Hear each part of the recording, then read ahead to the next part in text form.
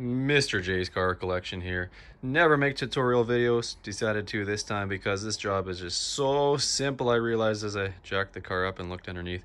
This is to change the transaxle, or you may know it as the transmission oil. This is a 2006 Mitsubishi Eclipse with the 3.8 liter V6 with the 6-speed manual. So all you really do, jack up, easiest spots under the rocker as per most vehicles. And then here we got from the top the hood open, and I'll go underneath and show you where to open up the transmission drain plug. So it's super easy to see. It's actually the one there, the big one. I have my drain pan set up here already. And as soon as that's open, the transmission oil will come out. I'll show that right away. So just like an oil change, engine oil change, it's easy. It's just a bolt, a plug. This is a 15/16 standard size socket, the 1/2-inch ratchet, and I already loosened it, but I'll go a little further here just to show. So that should be broken loose, so I should be able to just twist with my fingers. That's right there. So you want to hold it in as it starts coming out and then pull it out quickly, and there we go. Old, actually dirty, I can see, so it's going to be a nice upgrade to this AMSOIL for shift feel. And then since the car is jacked up at an angle, I always like to, during any oil changes, drop the vehicle down to drain out as much as possible. So I'll drop the jack down. That should bring out more oil from the transmission transaxle. Back under the car again. The gear oil has drained out. I actually should have taken this drain plug out first to allow it to drain easier, or the fill plug, sorry, but that's okay. So this is the fill plug here. It's kind of interesting because there's another bolt above it that you may be able to see there, that right there, that does have a washer on it, so be careful not to use that one. It's the bigger bolt, as per the bigger bolt, also to drain. So we'll do that next, I'll show you.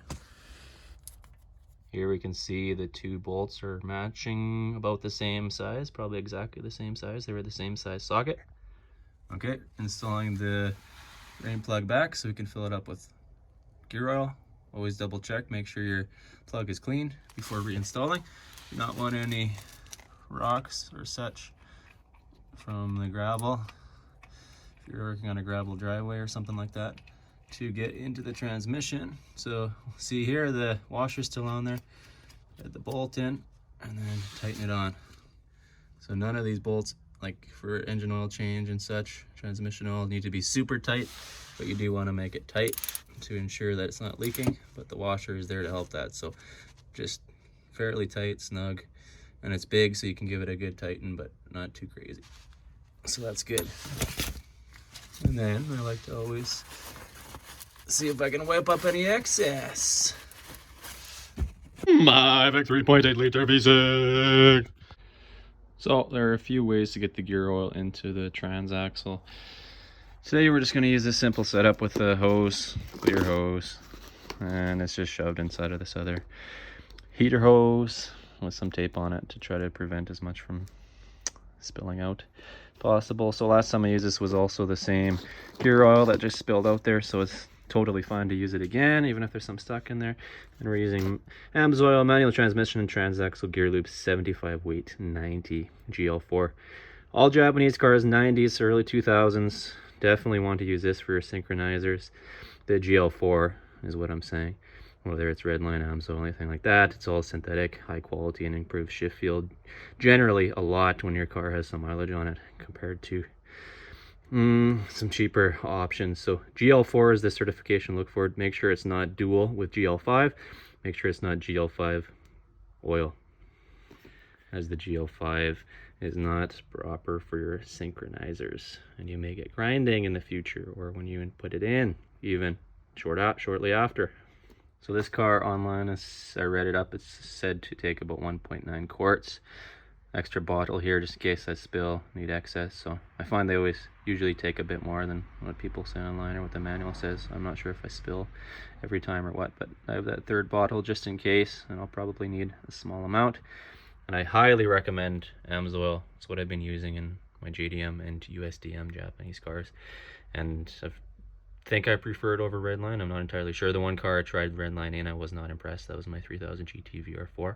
But I think the transmission and synchronizers aren't in the synchronizers, I should say, aren't in the best condition anyway. So I'm not sure if the AMSOIL would have made much of a difference from the Redline. But I've been going with AMSOIL just about every time. Well, every time now since then. So I highly recommend it.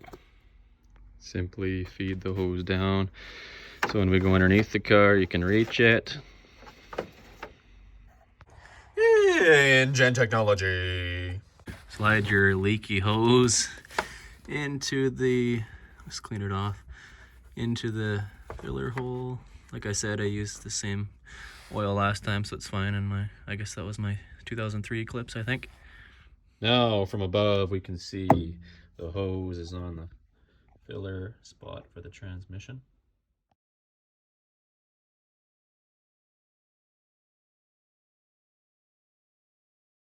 My hose is much too long, but I'm saving it for future jobs like this length, so I'm going to have to hold it high in the air, but hopefully you won't have to. So the hose is way as far as I can get in the transmission so it doesn't fall out. I have my funnel in the tube, ready to go. And I'll hold it up high. With my improper setup here, it takes a while to drain in.